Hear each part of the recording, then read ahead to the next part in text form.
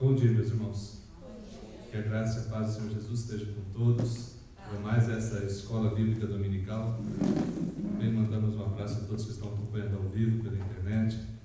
E queremos que essa palavra se multiplique, que chegue a vários lugares e vidas sejam alcançadas pelo poder de Deus, transformadas, porque o nosso Deus é poderoso para fazer isso. Amém.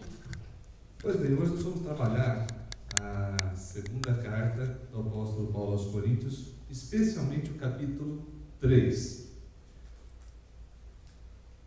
Vamos ler o texto bíblico e, na sequência, orar ao Senhor pedindo que nos ilumine para compreender o que está escrito e viver o que está escrito.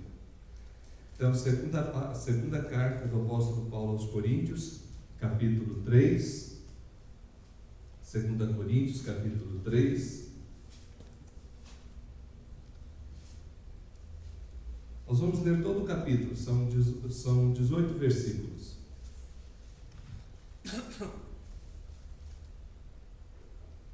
Diz assim a palavra de Deus: começamos porventura outra vez a recomendar-nos a nós mesmos? Ou temos necessidade, como alguns, de carta de recomendação para vós outros ou de vós? Vós sois a nossa carta, escrita em nosso coração, conhecida e lida por todos os homens, estando já manifesto como carta de Cristo, produzida pelo nosso ministério, escrita não com tinta, mas pelo Espírito do Deus vivente, não em tábuas de pedra, mas em tábuas de carne, isto é, nos corações. E é por intermédio de Cristo que temos tal confiança em Deus. Não que por nós mesmos sejamos capazes de pensar alguma coisa como se partisse de nós. Pelo contrário, a nossa suficiência vem de Deus, o qual nos habilitou para sermos ministros de uma nova aliança, não da letra, mas do Espírito, porque a letra mata, mas o Espírito vivifica. E se o ministério da morte, gravado com letras em pedras, se revestiu de glória, a ponto de os filhos de Israel não poderem fitar a face de Moisés por causa da glória do seu rosto, ainda que desvanecente, como não será de maior glória o ministério do Espírito? Porque se o ministério da condenação foi glória, em muito maior proporção será glorioso o ministério da justiça. Porquanto, na verdade, o que outrora foi glorificado nesse respeito já não resplandece diante da atual sobreexcelente glória. Porque o que se desvanecia teve sua glória, muito mais glória tem o que é permanente.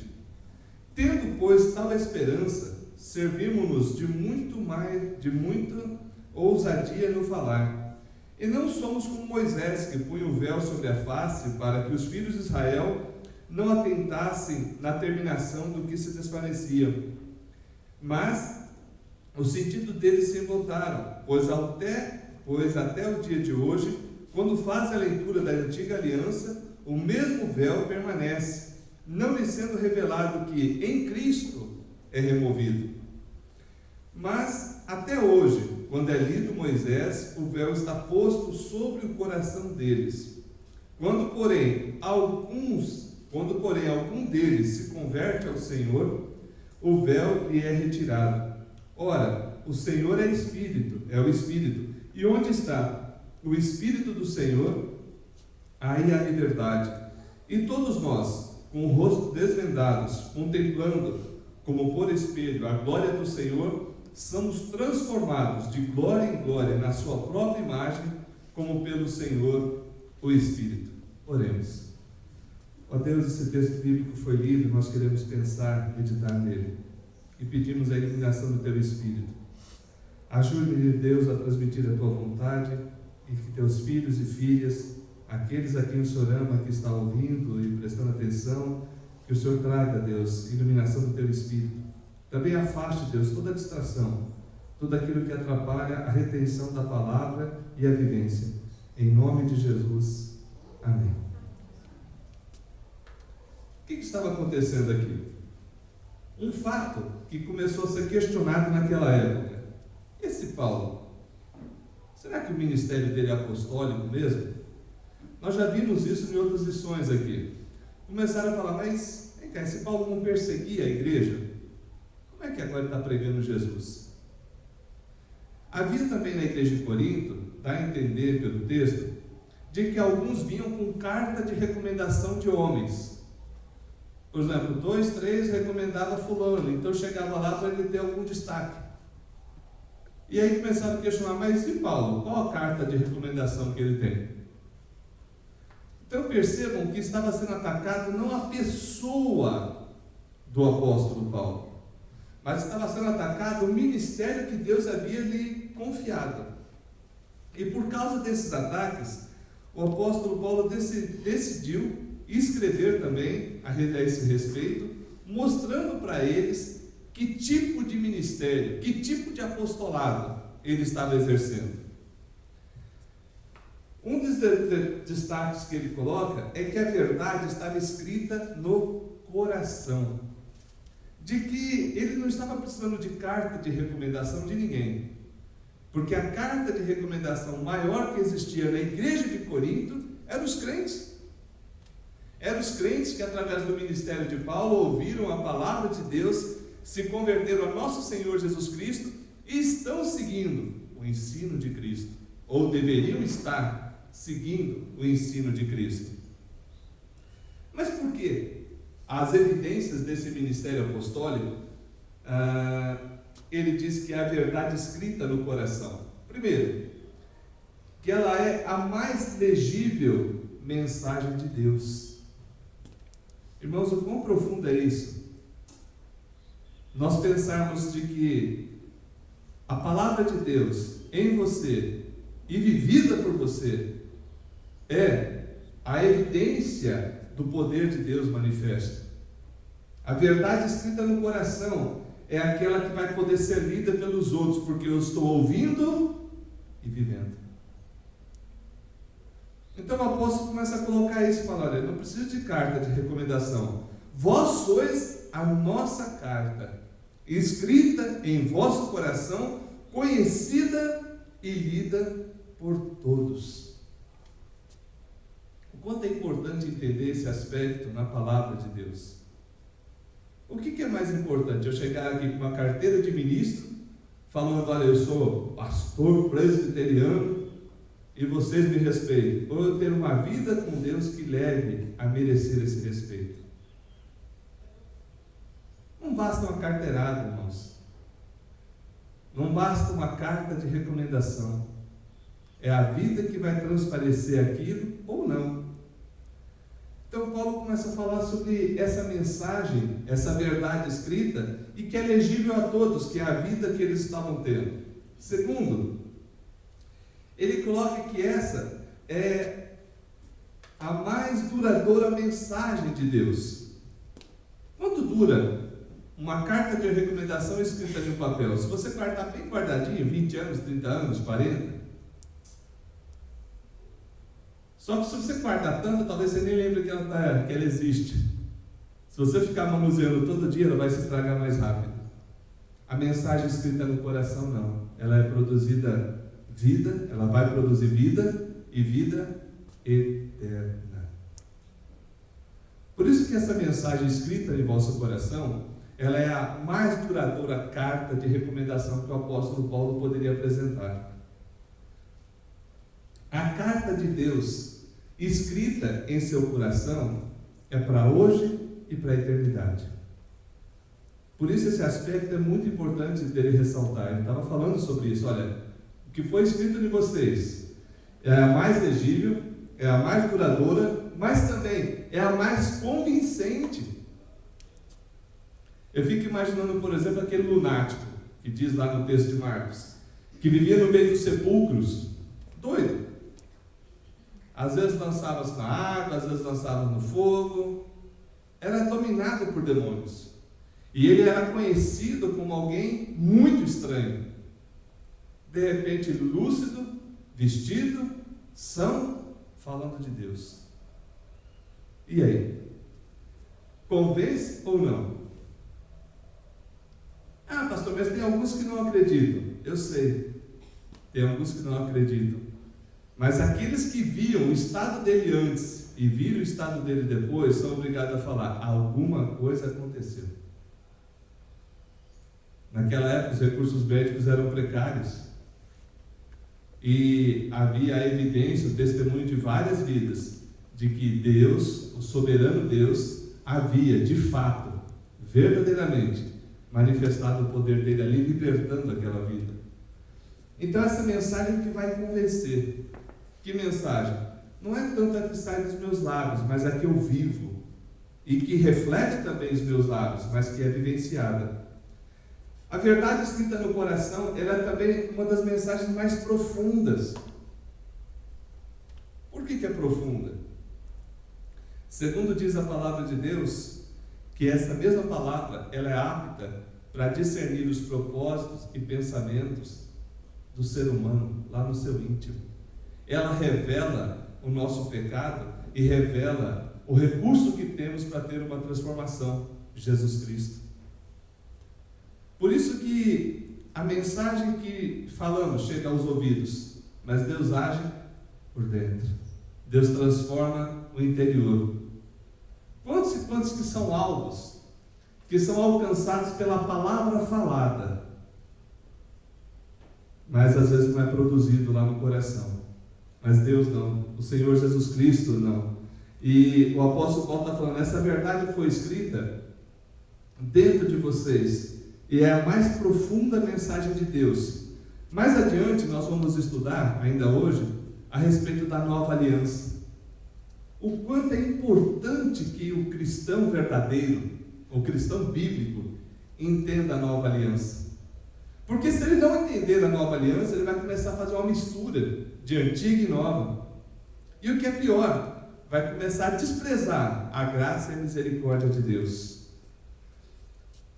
O apóstolo Paulo, na sequência, ele fala o seguinte, olha, nós somos ministros de uma nova aliança, estando já manifesto como carta escrita por Deus, produzindo pelo nosso ministério. E adiante ele fala, olha, que essa carta é da nova aliança, o qual nos habilitou para sermos, o verso 6, ministros de uma nova aliança. Que nova aliança é essa? O quanto é importante. Essa semana ainda de uma visita à prisão, me perguntaram, pastor, como é que fica isso, isso e isso? Eu falei, olha, vocês não fizeram o dever de casa. Porque eu já tinha dado uma tarefinha para eles. E fica a tarefa para vocês também. Muitos e muitos cristãos, sinceros, verdadeiros, que amam ao Senhor Jesus Cristo, não entendem o Antigo e o Novo Testamento. Tanto é que alguns, na ignorância, desprezam o Antigo Testamento. Porque não entenderam a nova aliança e o contraste com a velha aliança. Então eu dou uma tarefinha muito simples para eles. Leia a carta aos Hebreus. São 13 capítulos. Se você ler a carta aos Hebreus com cuidado, você vai ver que houve uma transição de uma aliança para a nova aliança. A nova aliança não significa que seja totalmente outra, mas que seja um aspecto que estava às vezes escondido naquela e as pessoas não percebiam. Vamos ver um pouquinho sobre isso.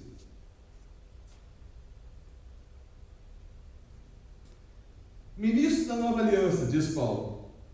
Quando falamos em aliança, falamos em acordo, um pacto. Ainda que essa palavra pacto, na nossa língua, ela tem uma conotação um pouco ruim, mas o sentido dela não é ruim.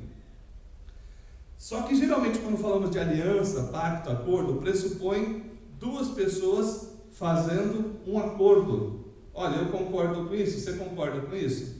Então está fechado o acordo. Não é o caso da nova aliança de Deus. A nova aliança de Deus não é um acordo que Deus faz com a gente e a gente concorda ou discorda.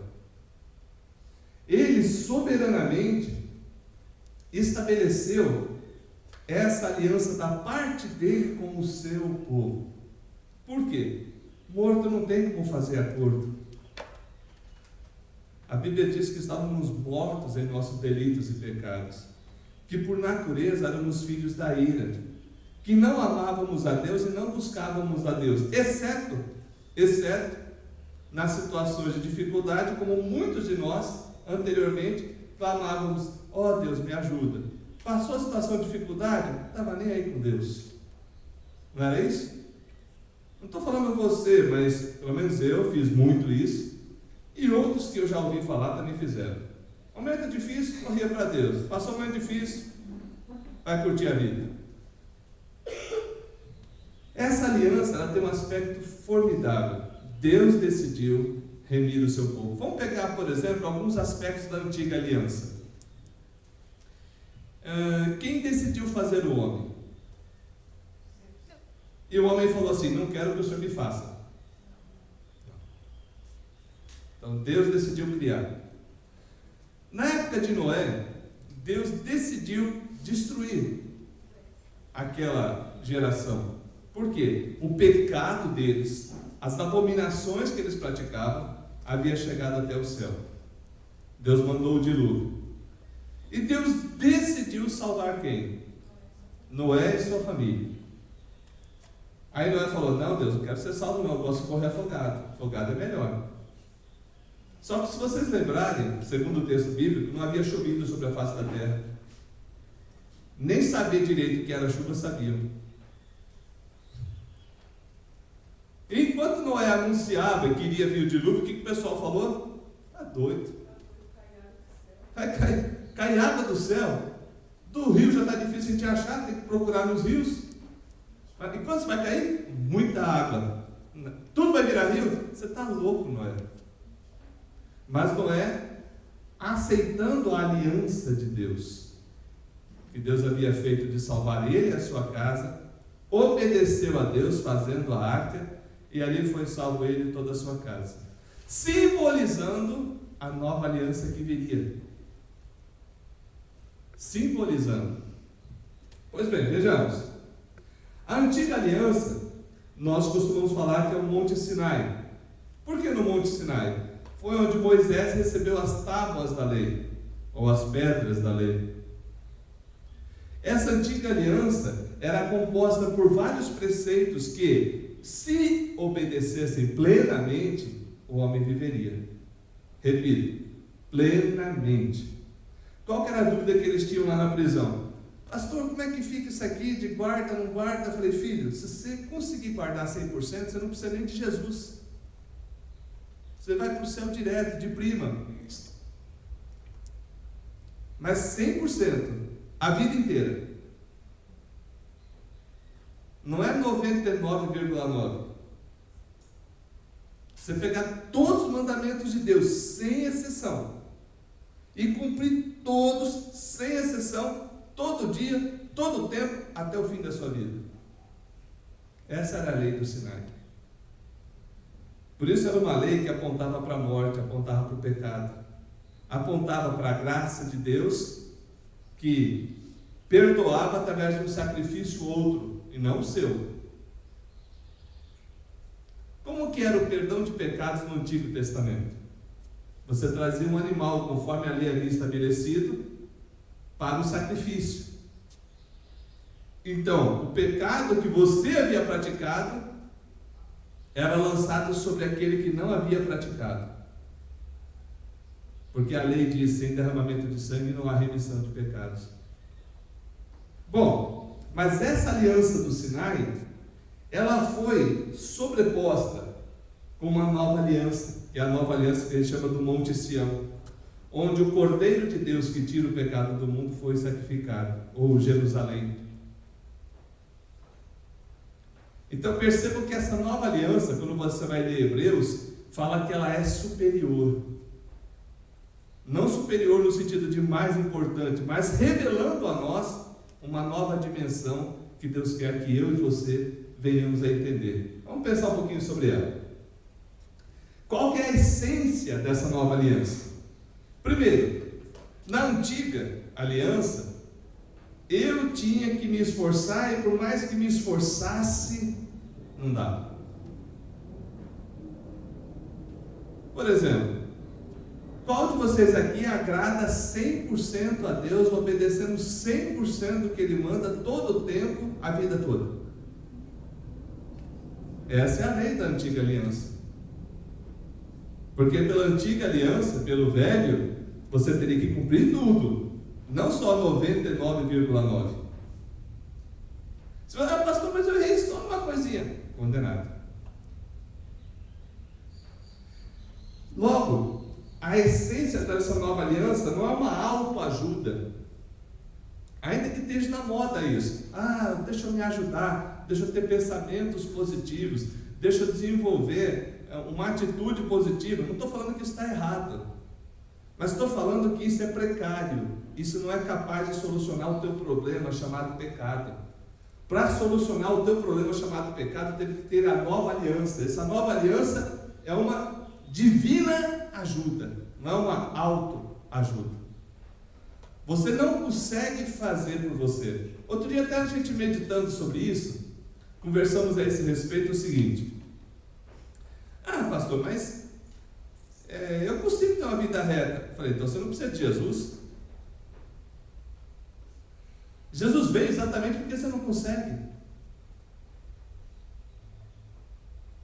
É interessante observar isso. Se você conseguisse salvar-se, a morte de Jesus seria um desperdício. Para que Deus enviar o seu filho, o único filho, amado e querido, para morrer por você, se você conseguisse, pela sua atitude, pelo seu esforço, salvar-se? Essa nova aliança foi necessária porque Deus decidiu ajudar, não porque o homem poderia, de alguma forma, se ajudar salvando-se. O homem não tem essa capacidade. Outra característica dessa nova aliança,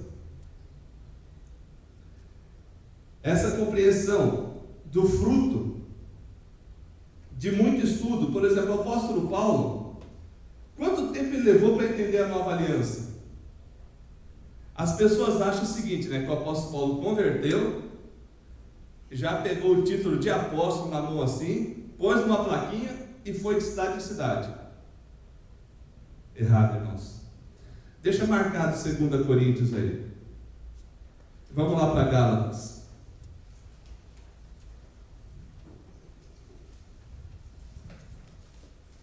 Gálatas capítulo 1.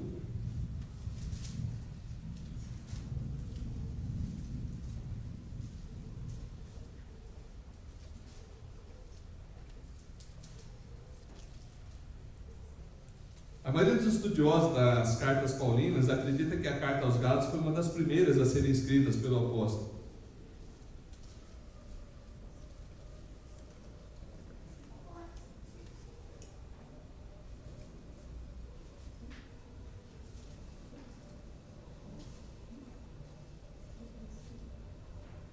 Gálatas capítulo 2, Vamos ver no capítulo 1, alguns versículos só, depois vamos no capítulo 2. 18. Decorrido 3 anos, então, subi a Jerusalém para avistar-me com Cefas e permaneci com ele 15 dias. Para entender o seguinte, que depois da conversão teve esse processo. Verso 17. Nem subi a Jerusalém para os que já eram apóstolos antes de mim, mas parti para regiões da Arábia e voltei outra vez para Damasco. Decorrido 3 anos, então subi a Jerusalém. Capítulo 2. 14 anos depois, subi outra vez a Jerusalém, com Barnabé, levando também a Tito. 14 anos depois?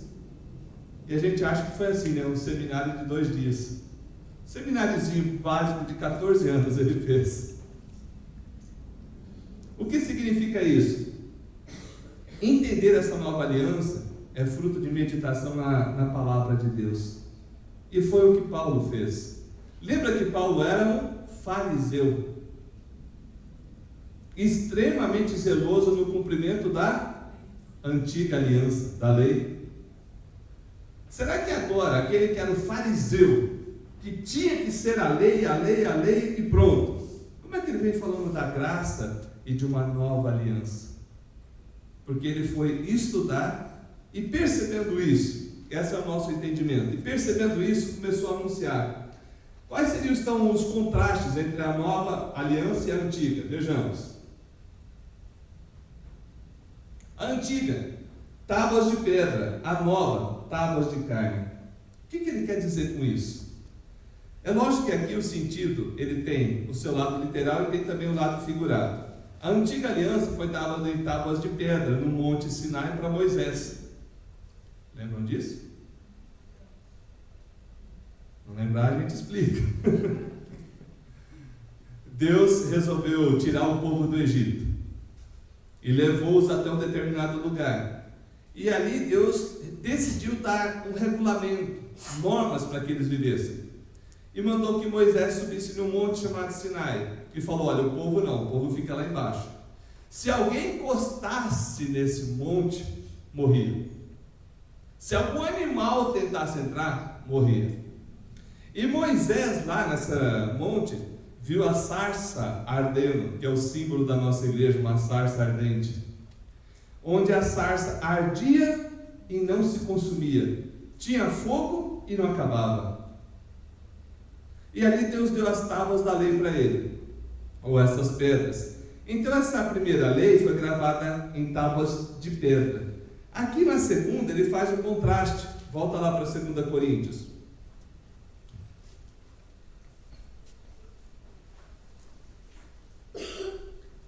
Versículo 7.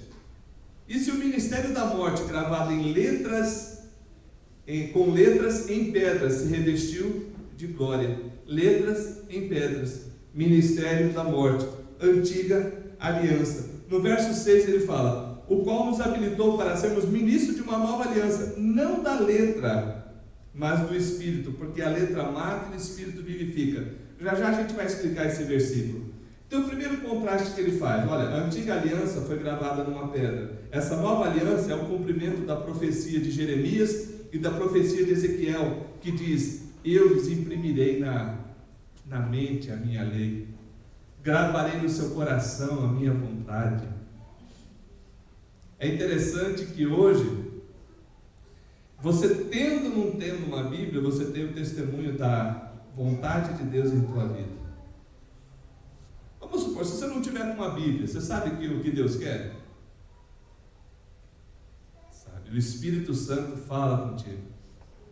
O Espírito Santo testifica da palavra, daquilo que você já estudou, daquilo que ele já te ensinou, e te diz: filho, está errado. Ah, mas eu quero fazer. Mas você sabe que está errado. E vai ter consequência de se fazer errado. Era o ministério da morte. Por que o ministério da morte? Como que era pago mesmo o pecado? Morte. No caso, não era através da morte da pessoa, havia de se matar um animal. Mas o que João Batista disse mesmo quando viu Jesus? Eis o Cordeiro de Deus que tira o pecado do mundo. Por que cordeiro? Porque era um cordeiro que era morto pelo povo. Olha que interessante, o ministério da antiga aliança é da morte. E da nova aliança? Do Espírito. Aqui do Espírito significa que dá vida, liberdade e comunhão com o Senhor Deus. Resumindo bem justo, vamos lá. Primeiro ministério da condenação, o segundo da justiça. O primeiro falou o seguinte: olha, se você cumprir, você viverá. No segundo diz: alguém cumpriu, por isso você vai viver. A justiça de Deus se revela no Evangelho, diz o apóstolo Paulo. Justificados, pois, mediante a fé, tenhamos paz com Deus, diz o apóstolo Paulo na carta aos Romanos, que nós já estudamos. Por que justificados por meio de Cristo? Porque a justiça de Deus se manifestou em Cristo, e Cristo aplica esse cumprimento em mim, em você, naqueles que são do Senhor Jesus Cristo. De tal modo que o ministério da nova aliança é o ministério da justiça de Cristo sobre nós. No primeiro, era um ministério desvanecente. O que significa isso? O brilho ia se acabando. Moisés, quando subiu lá para falar com Deus, recebeu as tábuas, quando ele desceu, o rosto dele brilhava. Brilhava tanto que as pessoas não podiam nem olhar. Bom, quando ele percebeu que esse brilho foi diminuindo, ele colocou um véu, que era para as pessoas continuarem respeitando como se estivesse brilhando. Por quê? O brilho se desvanecia. Aquela glória não era para sempre. Só que a glória dos filhos de Deus é para sempre. A glória dos filhos de Deus é para sempre. Repare aí no versículo 7. E se o ministério da morte, gravado com letras em pedras, se revestiu de glória, a ponto de os filhos de Israel não poderem fitar a face de Moisés, então por isso ele usava um véu, por causa da glória do seu rosto, ainda que desvanecente, como não será de maior glória o ministério do Espírito? O que é esse ministério do Espírito? Porque se o ministério da condenação foi de glória, em muito maior proporção será glorioso o ministério da justiça. Porquanto, na verdade, o que outrora foi glorificado nesse respeito, não resplandece diante da atual sobreexcelente glória, porque o que se desvanecia teve sua glória, muito mais glória tem o que é permanente. O que ele está querendo dizer com isso? Que o Espírito Santo, que habita em nós, dá uma glória permanente. Ora, Deus tira o Espírito do seu Filho? De um de nós? Esse é o engano, irmão. Se a pessoa que incoerência, Deus fala, eu te salvo, te dou do meu Espírito. Magoei, tiro o meu Espírito.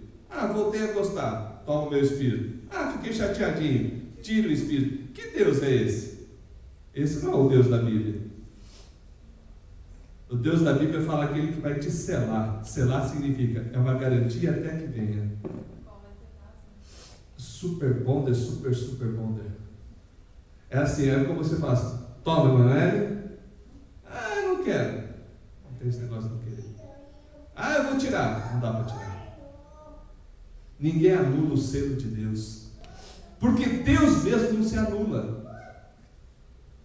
Qual que tem mais glória? Aquilo que era passageiro ou esse que é eterno? Por isso que devemos entender a nova aliança. Eu estou resumindo muito, irmãos. Nós fomos falar de nova aliança aqui, a gente ia longe. Mas só para fazer um contraste para que a gente entenda. Vamos lá, outra coisa. Ele fala o seguinte, diante desses contrastes, temos que ter ousadia. Ousadia daqueles que vivem com Deus. Por que ousadia? Porque o Espírito de Deus não é só para te dar liberdade do pecado. É para te dar liberdade também de chegar-se à presença de Deus como filho adotado em Cristo. O quanto é lindo você entender o seguinte: na antiga aliança, como você se achegava a Deus? Não se achegava.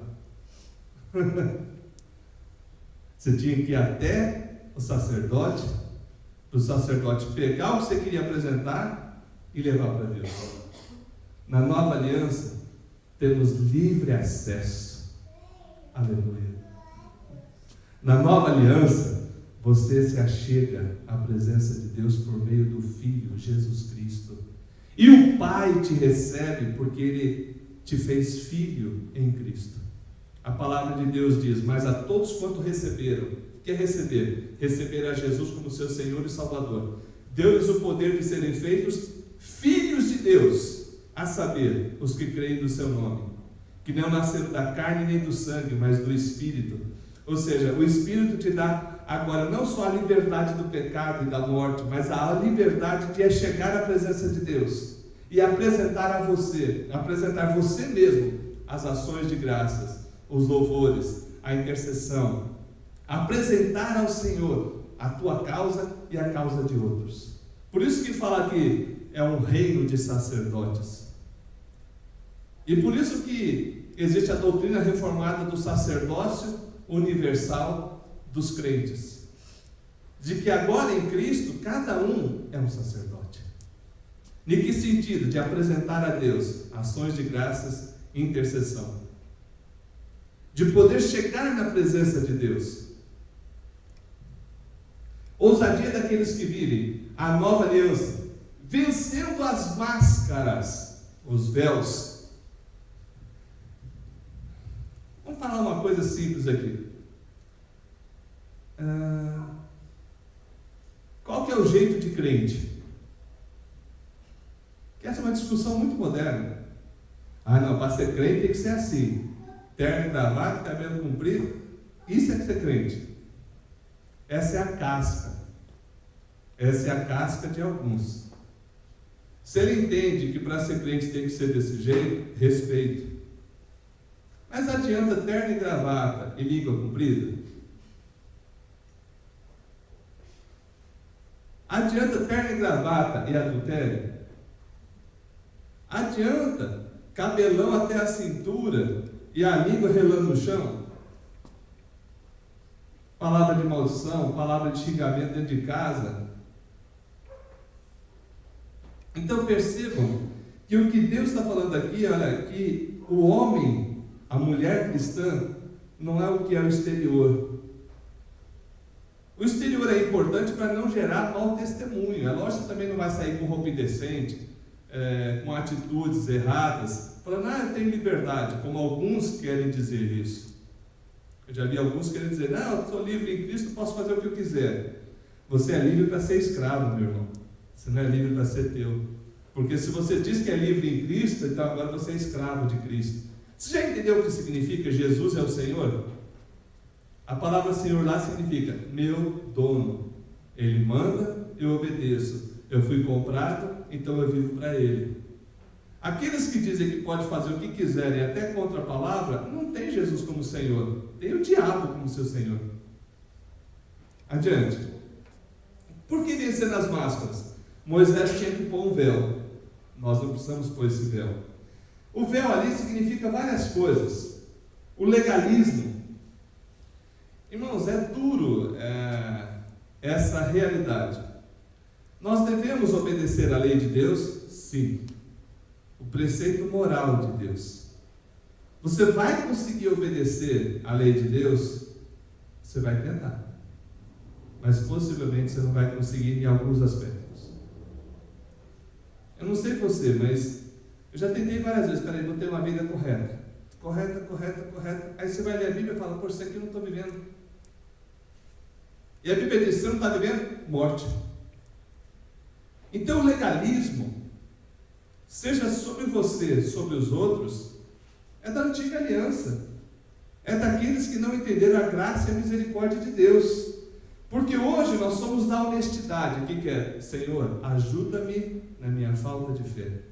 Ajuda-me a vencer esse mal. Porque eu não preciso esconder de Deus o que está acontecendo. Você consegue esconder de Deus alguma coisa? Pense aí. Você de repente falou mal de alguém. Ainda bem que Deus não viu, né? Aí eu vou contar para Deus. O Espírito Santo te incomodou de você confessar o pecado da fofoca. Você vai confessar para Deus. Senhor, eu tenho uma novidade para te contar. E Deus, fala. Eu não sei se você está sabendo, mas eu pequei, falei mal da vida dos outros. Falei uma coisa que nem é verdadeira, Deus. Você me perdoa? Você não vai assustar não, né? Eu assustar? Eu vi quando você fez. Por quê? Nós temos agora o ministério da honestidade, transparência. Pastor, mas eu também tenho outra parte. Porque eu acho que não precisa nem a gente falar. Deus sabe que a gente esquece. Mas eu quero chegar nesse ponto. Aí é pior. Eu quero chegar nesse ponto. Mas se Deus já sabe, por que falar? Foi uma coisa que me perguntaram também outro dia. Eu falei, vamos explicar. Porque é que falar com Deus é um benefício que Deus deixou para você. Porque enquanto você não confessa aquele pecado, aquilo atrapalha a tua vida. Não, mas eu digo você pensar de alguém. Porque às vezes tá. Entendi. Ela está falando que não é pecado só falar. Pensar. Mas vamos supor que você vai confessar um pecado de pensamento. Deus já sabe. Mas então não vou contar novidade para Deus? Não, mas eu tenho que falar. Mas por que falar? Porque eu preciso, você precisa.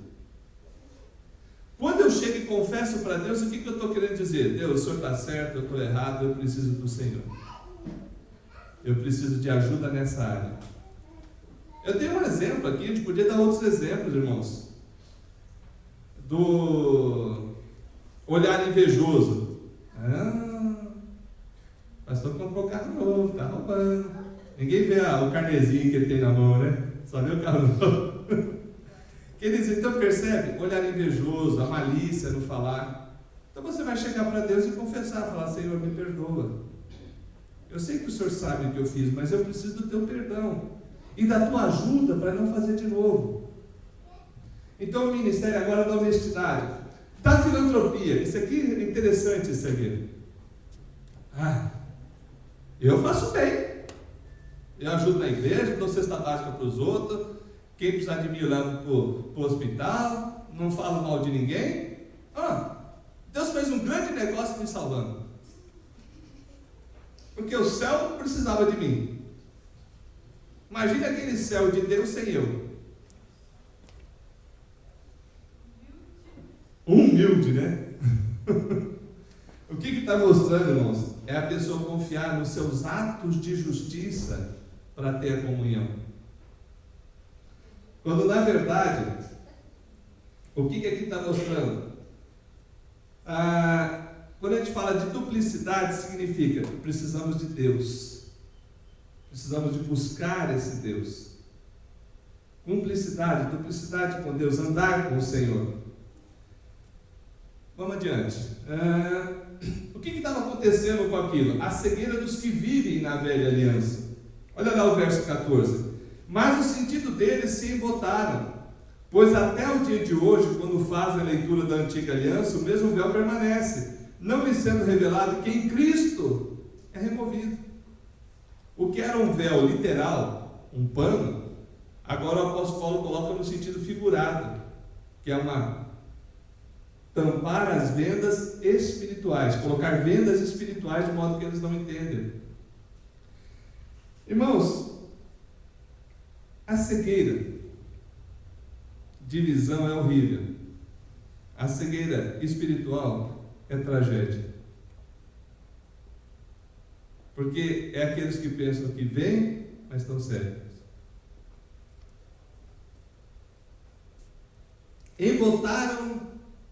Embotamento dos sentidos. O que é isso? Ouvem, mas não entendem. Não percebem que em Cristo tem são nova criatura e é feito novo acordo, novo pacto. O véu está sobre o coração. Pois bem, o que acontece depois, no 15? Mas até hoje, quando é lido Moisés, o véu está posto sobre o coração deles. 16. Quando, porém, alguns deles se convertem ao Senhor, esse véu é removido. Ou seja, ocorre a nova aliança. Perdão, ali está escrito errado. Essa nova aliança, o que faz? O véu é removido pela conversão a Cristo. Quando, porém, alguns deles se convertem ao Senhor, o véu lhe é retirado. Que véu é esse? Das máscaras, do legalismo, do farisaísmo, das atitudes que te levam a querer Cristo e também a antiga aliança. A nova aliança não serve. Você quer a nova aliança para pintar de crente, mas quer conseguir pelos seus próprios méritos aquilo que você não é capaz. Pastor, então a gente não consegue fazer nada? Consegue fazer muita coisa. Agora, agradável a Deus, não. Agradável a Deus é só por meio de Cristo. É só por obra do Espírito. Pastor, outro dia eu ajudei alguém. Ajudou. E você glorificou a Deus? Não. Então a glória foi para você, não foi para Deus. Você prestou honras a Deus através daquela ajuda? Reconheceu que você só podia ajudar porque Deus te ajudou? É o que nós falamos aqui com frequência a respeito das ofertas. Glória a Deus que Deus não aceita cheio de predatada. As ofertas você entrega do que Deus te deu. Uma vez o irmãozinho chegou: pastor, eu queria acertar meu dízimo atrasado. Falei: você vai conseguir? Por quê, pastor? Está duvidando de mim? Estou sendo sincero. Mas você quer fazer a conta mesmo ou você está brincando comigo? Ele queria pegar lá de 6 meses, ele estava há 20 anos. Eu falei: para, filho. Pede perdão e vai daqui para frente. É a graça de Deus dando uma nova chance. Pede perdão e segue daqui. Mas não tem como dar uns predatados. Falei, não, eu não vou pegar esse negócio. Eu não quero nem graça com isso. Se o conselho aceitar, o conselho aceite. Eu não pego. Filho, é graça de Deus. Você entendeu? Entendeu que tudo é de Deus? Pede perdão e segue daqui para frente.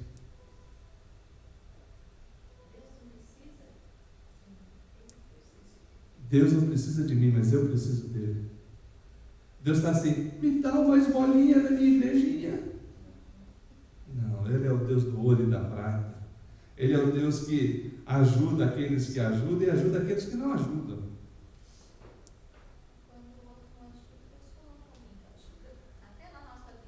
Irmãos, eu tenho tido muitas provas de que Deus supre da forma que Ele quer. E isso a gente tem que se humilhar, viu? Se humilhar no sentido de fica simplesinho, fica basiquinho, não se complica não. Porque Deus pode mandar ajuda do jeito que você acha que ela vem, mas Deus pode mandar ajuda do jeito que você menos espera.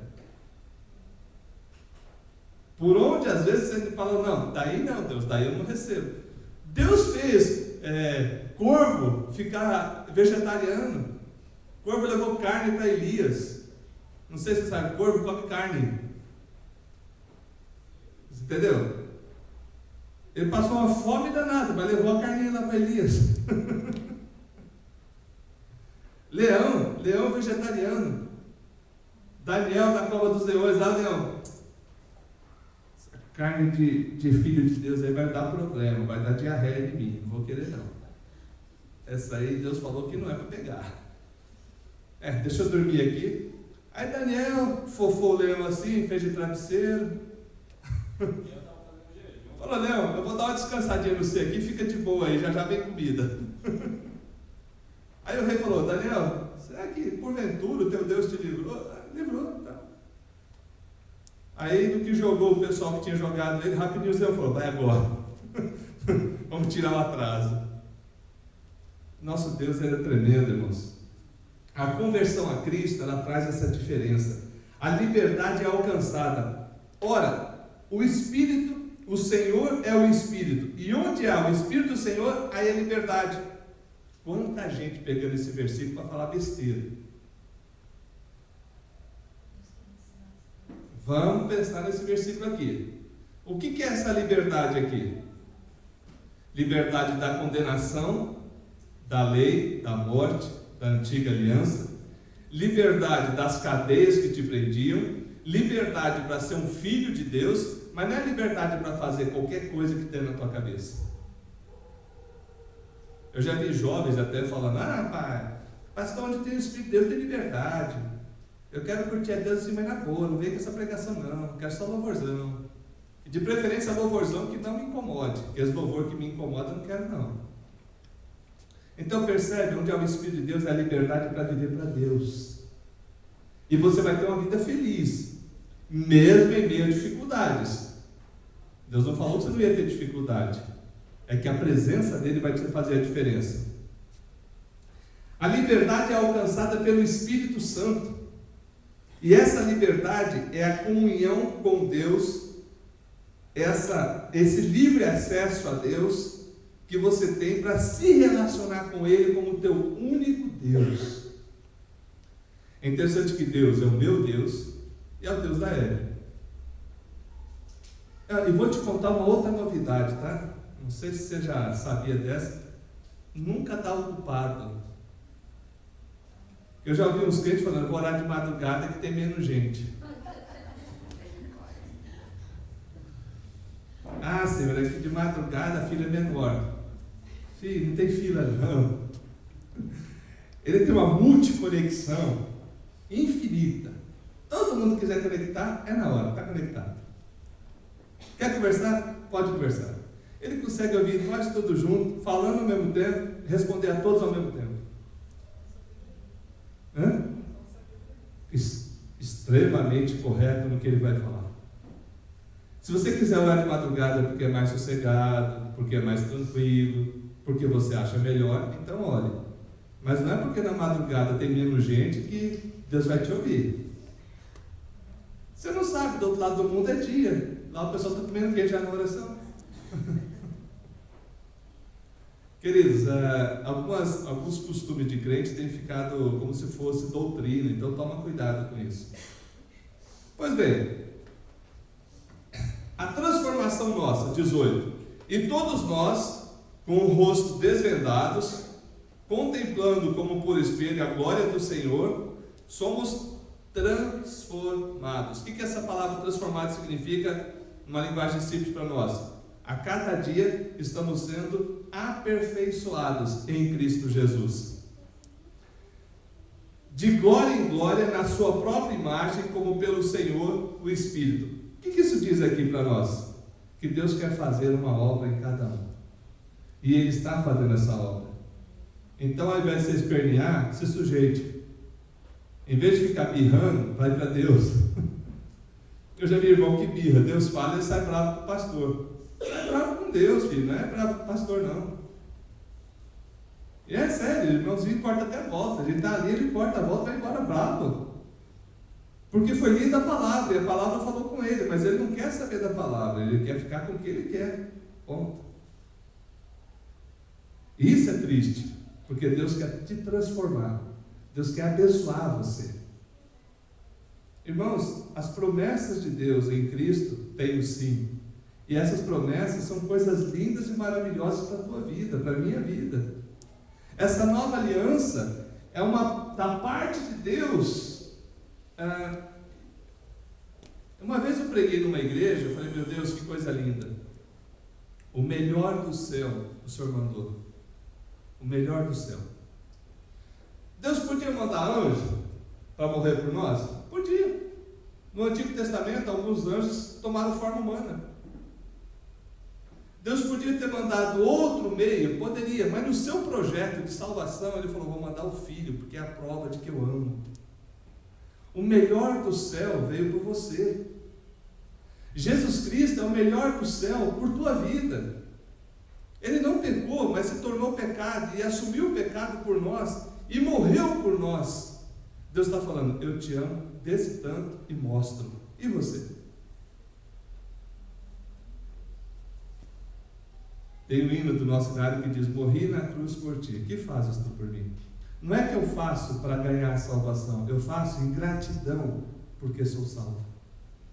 Eu faço e dedico a Deus, não para que eu seja mais salvo, mas para que eu preste a glória que Ele merece por uma graça tão infinita, tão maravilhosa. Amém, meus irmãos? Amém. Que Deus abençoe. Alguma pergunta, dúvida? É um texto longo, é um texto um pouquinho difícil de a gente entender, porque ele mistura dois conceitos, do Antigo e do Novo. Mas é uma bênção muito grande. Alguma pergunta? O que você tem que fazer com essa palavra? Viva. Viva debaixo dessa nova aliança. Não precisa esconder de Deus nada, mas pecou, confesse. Fala, Deus, eu errei, me perdoa. E me ajuda a ser transformado conforme o Senhor diz lá na tua palavra. Eu não quero fazer isso de novo.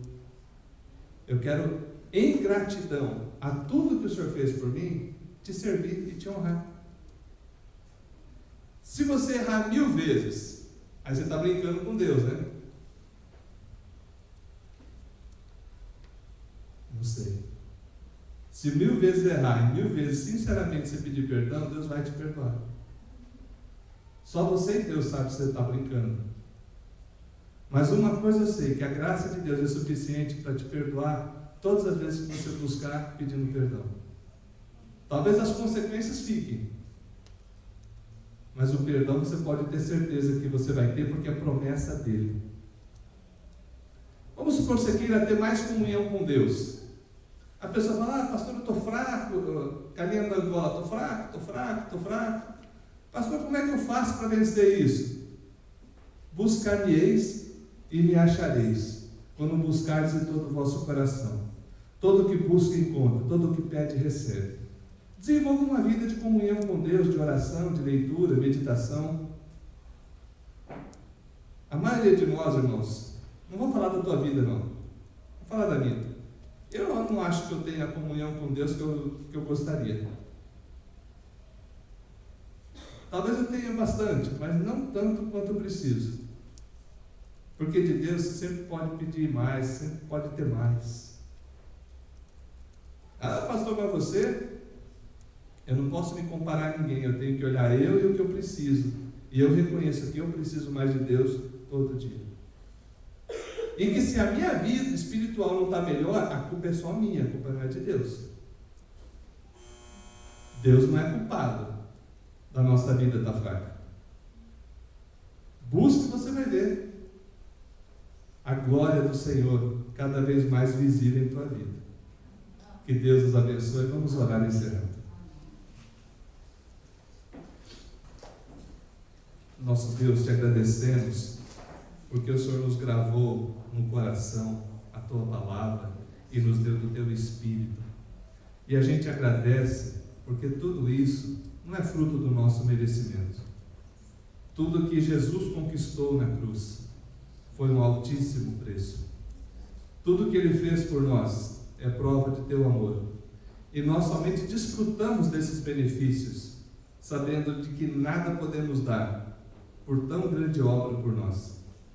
De modo, Deus, que queremos apresentar sim a nossa gratidão, o nosso reconhecimento, as nossas ações de graças, de forma que os atos do Senhor sejam glorificados em nossa vida, que a nossa vida seja de gratidão a Ti. Nos dê a Tua paz, nos dê a Tua direção, e que o Espírito do Senhor venha aplicar essa palavra à nossa vida. Leva a todos em paz e segurança, e prepara-nos, Deus, para Te prestar adoração, culto ao Senhor, pois o Senhor é digno. Amém. Deus abençoe.